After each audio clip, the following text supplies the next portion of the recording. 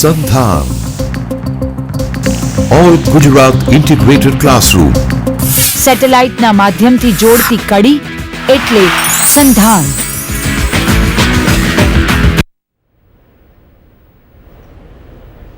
नमस्कार.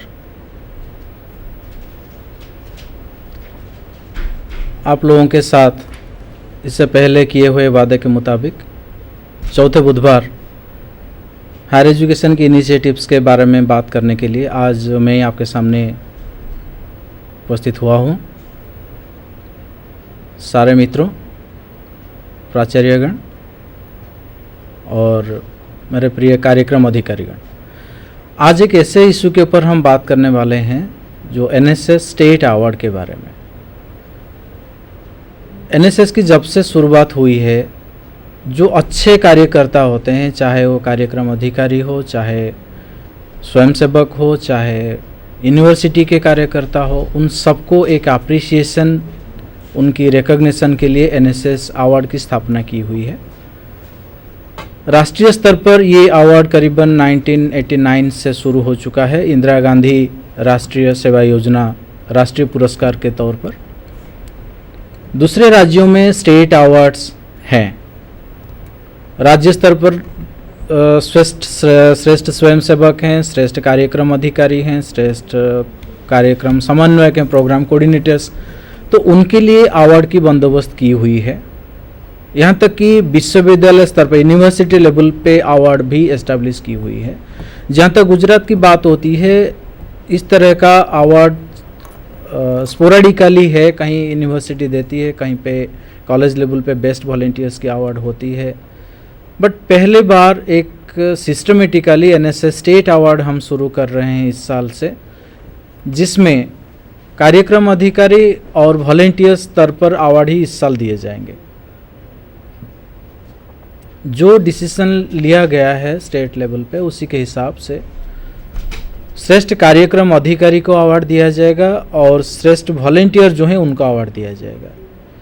तो इसीलिए ज़रूरी है कि आप सबसे मैं ये बात करूं कि ज़्यादा से ज़्यादा अगर हमारे पास नॉमिनेशंस पहुँचे, राज्य सरकार के पास नॉमिनेशन पहुँचेगा, तो हम इसके बारे में विस्तृत जानकारी ले पाएंगे और सबको पता चल पाएगा कि एनएसएस में सही में फील्ड में क्या हो रहा है. जब बात होती है तो कई जगह पे मैं ये कहता हूँ कि एनएसएस की काम तो होती है, लेकिन उसकी जानकारी ऊपर नहीं पहुँच पाती है. तो गुजरात में ये एक सिर्फ ग्राम सफाई से भी श्रम यज्ञ, इस तरह का एक छोटी सी दायरा के अंदर सीमित होकर रह जाता है एनएसएस. जबकि सही मायने में एनएसएस की बात हम करें तो ये व्यक्तित्व विकास की बात होती है, छात्र की ओवरऑल पर्सनालिटी डेवलपमेंट की बात इसमें होती है. एनएसएस के थ्रू अगर ये स्टूडेंट 240 घंटे, मतलब 2 साल में 240 घंटे की काम कर जाता है, तो उसकी व्यक्तित्व में एक ऐसा चेंज आता है जो शायद हमारे इमीडिएटली हमारे नज़र में नहीं आता, लेकिन जो उसकी पीयर्स हैं, उसकी जो ग्रुप हैं, उसकी जो फैमिली हैं, उसकी जो इमीडिएट सर्कल हैं, तो ये लोगों के सामने आ जाती है कि देखिए कि ये जो स्टूडेंट है एनएसएस में ज्वाइन करने से पहले इसकी क्या हरकत थी, इसकी पहले इसकी व्यक्तित्व में क्या था, उसकी व्यक्तित्व बाद में क्या हो रहा है. तो इतना सारा जो व्यक्तित्व विकास की कार्यक्रम है एनएसएस, जो पर्सनालिटी डेवलपमेंट प्रोग्राम हम कहते हैं, इसमें एनएसएस की वॉलंटियर्स का खुद का तो पर्सनालिटी डेवलपमेंट होता है, साथ साथ उसने कम्युनिटी को, अपने समाज को कुछ ना कुछ कंट्रीब्यूट करता है. तो वो जो कंट्रीब्यूशन है उसका, समाज को किस तरह का कंट्रीब्यूशन है उसका, चाहे एक ड्यूरेबल एसेट क्रिएट करने में हो, चाहे हेल्थ सेक्टर में काम करने हुए हो, चाहे एजुकेशन में हो, चाहे रिक्रिएशन में यहाँ तक हो, तो वो जो कंट्रीब्यूशन है सोसाइटी का, उसको हम अप्रिशिएट करना चाहते हैं, उसको ड्यू रिकॉग्निशन देना चाहते हैं स्टेट लेवल पर.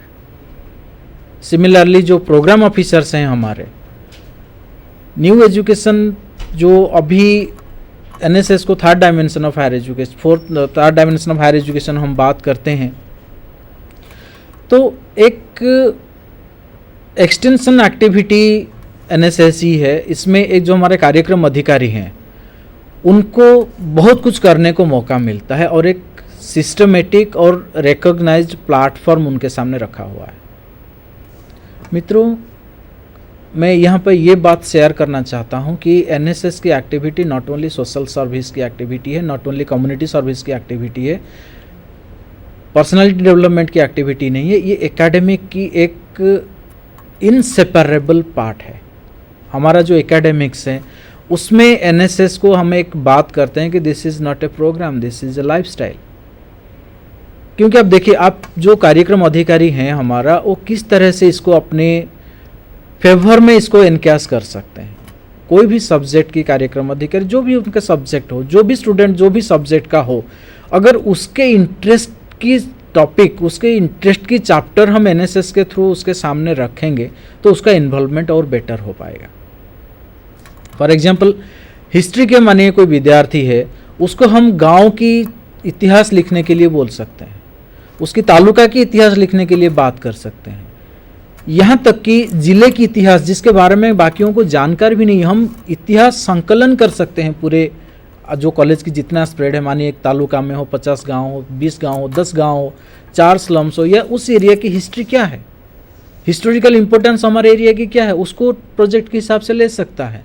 तो जो एजुकेशनल एक्टिविटीज़, जो क्रेडिट आवर्स है एनएसएस में, उसके तहत ये एक प्रोजेक्ट बन सकता है जिसमें साइमल्टेनियसली जो हिस्ट्री का स्टूडेंट है उसका इंटरेस्ट भी उसके सामने, हिस्ट्री का काम उसको करने को मिल गया। जो हमारे प्राध्यापक हैं हिस्ट्री के, मानिए जो कार्यक्रम अधिकारी हैं, वो एक स्पेशल प्रोजेक्ट किसको बना सकते हैं। और आगे जाके कॉलेज जो नैक एक्रेडिशन के टाइम पे बात करते हैं तो एनएसएस के थ्रू इतने सारे एक्टिविटी कर रहे हैं। आपके पास एक वेल ट्रेंड, वेल डिसिप्लिन्ड और एक वेल सेटअप 100 छात्रों की एक टीम है एक एनएसएस यूनिट में। तो इन 100 छात्रों से बहुत कुछ बिल्कुल गजब की काम हो सकती है और उसके रिजल्ट टैंजिबल, जो मेजरेबल एसेट्स है, मेजरेबल रिजल्ट्स हमारे सामने आ सकता है।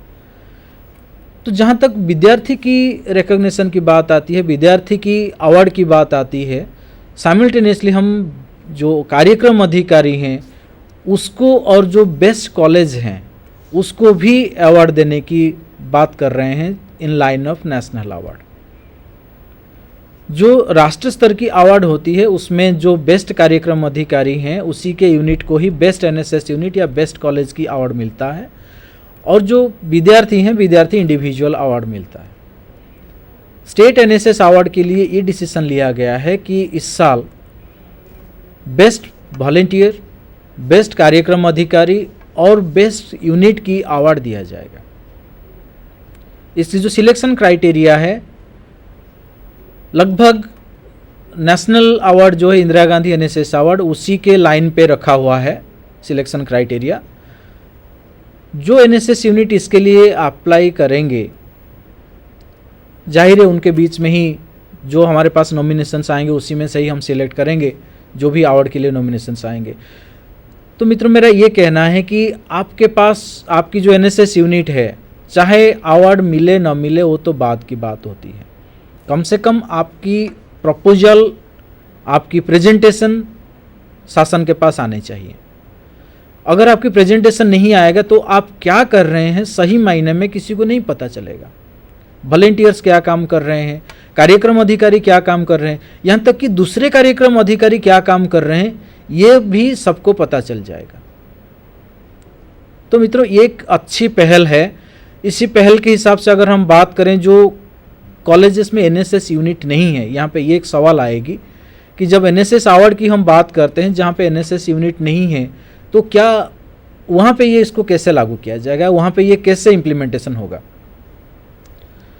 तो मित्रों, इसमें एक बात जो उभर के आई हुई है, अभी गुजरात की जो वॉलेंटियर स्ट्रेंथ है 1,60,000 है। 1,60,000 छात्र ही एनएसएस में एनरोल्ड हैं। जो अगर हम जनरल स्टूडेंट की रेशियो से बात करें तो करीबन 10 से 10.5% की स्टूडेंट जो है एनएसएस में एनरोल्ड हैं। तो ये एनरोलमेंट को बढ़ाना है और इनको बढ़ाने के लिए उसके साथ साथ इनको ग्रांट्स भी देनी है। तो दो चीज़ें इसमें आती है, एक तो स्ट्रेंथ बढ़ाने वाली बात आती है, दूसरा है उनको ग्रांट्स देने वाली बात आती है। आप लोगों को विदित है कि एनएसएस एक्टिविटी स्टेट और सेंटर और स्टेट की जॉइंट फंडिंग है। गवर्नमेंट ऑफ इंडिया से 7 पार्ट आता है और स्टेट गवर्नमेंट से 5 रेशियो आता है, तो 7:5 रेशियो में ये फंडिंग होती है गुजरात में। अगर हम स्ट्रेंथ बढ़ाने की बात करेंगे, डेफिनेटली उसमें फंड्स एनहांसमेंट की बात आएगी and it's a policy matter. तो अगर इस साल हमने भारत सरकार को लिखा हुआ है कि एनएसएस की स्ट्रेंथ गुजरात में बढ़ाना है, तो एक टाइम कंज्यूमिंग प्रोसेस है, कम से कम 3 से 4 महीने लग जाते हैं इसको, क्योंकि जब भारत सरकार से प्रपोजल सैंक्शन होती है, स्ट्रेंथ सैंक्शन होती है, तो इसे ministry of finance, planning commission, ये सब की थोड़ी सी टेक्निकल इसमें है, टेक्निकल इश्यूज हैं, उसके बाद ही ये सैंक्शन, स्ट्रेंथ सैंक्शन होती है। लेकिन तब तक क्या हम चाहेंगे कि हमारे बच्चे को, हमारे स्टूडेंट को ये एक्टिविटी में नहीं जोड़ें? तो इसमें जोड़ने के लिए एक और भी तरीका है। पिछले 3 साल से दूसरे स्टेट्स में ये लागू हो चुका है, गुजरात में अभी 1-2 यूनिट स्टार्ट हुआ है, सेल्फ फाइनेंसिंग एनएसएस यूनिट। जिससे सेल्फ फाइनेंसिंग इंस्टीट्यूट है जिसमें एनएसएस के, जिसमें जनरल एजुकेशन की जो भी फंडिंग होती है वो सारे स्टूडेंट बेयर करते हैं। उसी तरह एनएसएस की यूनिट भी ओपन किया जा सकता है ऑन सेल्फ फाइनेंस बेसिस, जिसमें एफिलिएशन भारत सरकार से मिल जाएगी कि ये सही मायने में स्वीकृत एनएसएस यूनिट है, लेकिन उसकी जो खर्चा है उसके लिए ग्रांट्स इशू नहीं होगी जब तक हमारे पास रेगुलर ग्रांट उपलब्ध नहीं होंगे।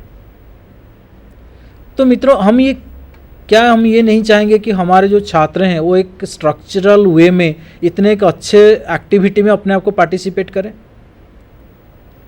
कई बार इस मंच से मैंने बात किया हुआ है कि एनएसएस की रेगुलर एक्टिविटीज़ और स्पेशल कैंपिंग के अलावा बहुत कुछ ऐसे एक्टिविटीज़ हैं जिसमें हम बच्चों को, हमारे विद्यार्थियों को मौका देते हैं। मानिए एडवेंचर एक्टिविटीज़, जिसमें साहसिक गतिविधियों में पिछले साल करीबन 350 से 400 विद्यार्थी गुजरात से तेनमाला, उत्तरकाशी, मनाली, शिमला, पत्नीटॉप, ऊटी, यहाँ की साहसिक यात्रा करके आ चुके हैं। 10 दिवसीय की ये साहसिक यात्रा में करीबन 7,500 रुपये की कोर्स फी होती है, जो IMF से एक्रेडिटेड इंस्टीट्यूशन है, मनाली में, धर्मशाला में, उत्तरकाशी में, ऊटी में। All these are accredited institution by Indian mountaineering federation से संबंधित है। इनको ट्रेनिंग वहाँ पर जो एवरेस्टियर्स हैं, एवरेस्ट एक्सपेडिशन जो कर चुके हैं, वो लोग भी इनको ट्रेनिंग देते हैं और पर्सनालिटी डेवलपमेंट की एक्टिविटीज़ होती रहती है, प्लस स्किल डेवलपमेंट की बात भी इस ट्रेनिंग में होती है। तो ये 7,500 की कोर्स फीस, उनके आने जाने की खर्चा, उनके यूनिफॉर्म्स, उनके अप्लायंसेस, ये सारा गवर्नमेंट ऑफ इंडिया बियर करती है और हम यहाँ से गुजरात से बच्चों को बाहर भेजते हैं। तो ये जो सेल्फ फाइनेंसिंग यूनिट की कॉन्सेप्ट है, उसमें जो वॉलंटियर्स रहेंगे वो भी एलिजिबल होंगे इस प्रोग्राम के अंदर पार्टिसिपेट करने के लिए। सेकेंड थिंग, जो सबसे प्रेस्टिजियस प्रोग्राम है एनएसएस का, रिपब्लिक डे परेड।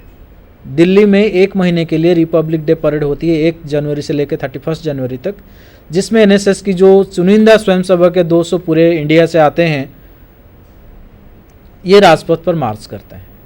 राजपथ पर मार्च करने के साथ साथ ये लोग भारत की जो सबसे एलाइट ग्रुप हैं, हमारे जो VVIPs हैं, भारत की प्रथम नागरिक, महामहिम राष्ट्रपति जी, प्रधानमंत्री जी, महामहिम उपराष्ट्रपति जी, इन सबसे बच्चे जाके मिलते हैं और अपनी बात शेयर करते हैं। तो ये एक मौका है जिसमें नेशनल लेवल पे नेशनल फिगर्स को जानने का, पूरे भारत भर की जो नामी आर्टिस्ट हैं, नामी कलाकार हैं, वो भी आके हमारे एनएसएस कैंप में बच्चों के सामने प्रस्तुति देते हैं, तो उनके साथ इंटरेक्शन करने का मौका मिलता है। और ये जो रिपब्लिक डे कैंप होती है 1 महीने की, उसकी सिलेक्शन जोनल लेवल पे होती है प्री-RD कैंप से, प्री रिपब्लिक डे कैंप, जिसमें 10 दिन की कैंप होती है, जिसमें हमारे बच्चों के बीच में से सिलेक्ट होके स्टेट वाइज बच्चे दिल्ली जाते हैं। तो ये प्री-RD की जो सिलेक्शन है, प्री-RD की जो कैंप है, उसमें भी SFU के बच्चे पार्टिसिपेट कर सकते हैं। द नेशनल इंटीग्रेशन कैंप, ये एक एक्टिविटी है एनएसएस का, जिसमें एनएसएस के 10 विद्यार्थी एक कार्यक्रम अधिकारी के नेतृत्व में दूसरे स्टेट में जाते हैं, जहाँ पे करीबन 7 या 8 स्टेट की प्रोग्राम ऑफिसर्स और वॉलंटियर्स 250 से 300 वॉलंटियर्स वहाँ पे इकट्ठा होते हैं। तो दूसरे स्टेट की कल्चर को जानने का, दूसरे स्टेट की हेरिटेज को जानने के लिए मौका उनको मिलता है। तो ये वाली जो बात है, तो ये भी SFU के स्टूडेंट जो है उसमें पार्टिसिपेट कर सकते हैं। देन और कुछ एक्टिविटी है इंक्लूडिंग इंटरनेशनल प्रोग्राम्स। आपको जानकर खुशी होगी कि इस साल गुजरात से हमारे 4 होनहार ऐसे विद्यार्थी हैं जो इसी साल इंटरनेशनल प्रोग्राम में पार्टिसिपेट करके आ चुके हैं। कभी मौका मिलेगा तो उनका भी हम एक्सपीरियंस आपके साथ शेयर कराएंगे इस मंच के माध्यम से। विपुल राठौड़ भावनगर से मलेशिया जाके आए। धवल परमार MS यूनिवर्सिटी बड़ौदा से अजरबैजान जाके आए। इंटरनेशनल यूथ कांग्रेस भी इंटरनेशनल यूथ प्रोग्राम में पार्टिसिपेट करके the great silk way program में। देन सुखदा और वैदेही ये दोनों ही बड़ौदा के स्टूडेंट हैं जिन्होंने चाइना जाके आए। और इससे पिछले साल तो गुजरात की 10 विद्यार्थी चाइना जाके आए हुए थे। तो ये इंटरनेशनल प्रोग्राम है, इसमें भी हमारे जो SFU के वॉलंटियर्स हैं वो भी पार्टिसिपेट करेंगे। तो सेल्फ फाइनेंसिंग यूनिट के ये मतलब नहीं है कि सारे जो फाइनेंस ही खाली करते रहेंगे उनको कोई फैसिलिटी नहीं मिलेगी। तो ये भी एक डिसीजन हम लोगों ने लिया हुआ है कि जितने कॉलेजेस हैं गुजरात का, सारे कॉलेजेस में NSS यूनिट स्टार्ट होगी। हायर एजुकेशन कमिश्नर मैडम से कल मेरा बात हो रहा था इवनिंग में, तो उन्होंने यही कहा है कि the letter will go immediately from state government कि आप लोग अपने कॉलेज में NSS यूनिट स्टार्ट कर लीजिए, कि उसमें ग्रांट्स मिलेगी नहीं मिलेगी वो बात की बात आती है। This is one activity for the students. अगर हमारे स्टूडेंट को पता चले कि ये एक पर्सनालिटी डेवलपमेंट की एक्टिविटीज़ है और ये इनको एक मौका मिलती है अपने व्यक्तित्व को विकास करने का और सोसाइटी को इन टर्न कुछ रिटर्न देने का और कुछ ड्यूरेबल एसेट क्रिएट करने का, हमारा जो यूथ फोर्स है, जो इतना बड़ा ह्यूमन रिसोर्स है, इसको अच्छी तरह से ग्रूम करने का अगर मौका मिलता है तो क्या ये मौका हम नहीं अवेल नहीं करना चाहेंगे? फ्रेंड्स, मैं ये चाहता हूँ कि सेल्फ फाइनेंसिंग यूनिट अभी जो कॉलेज में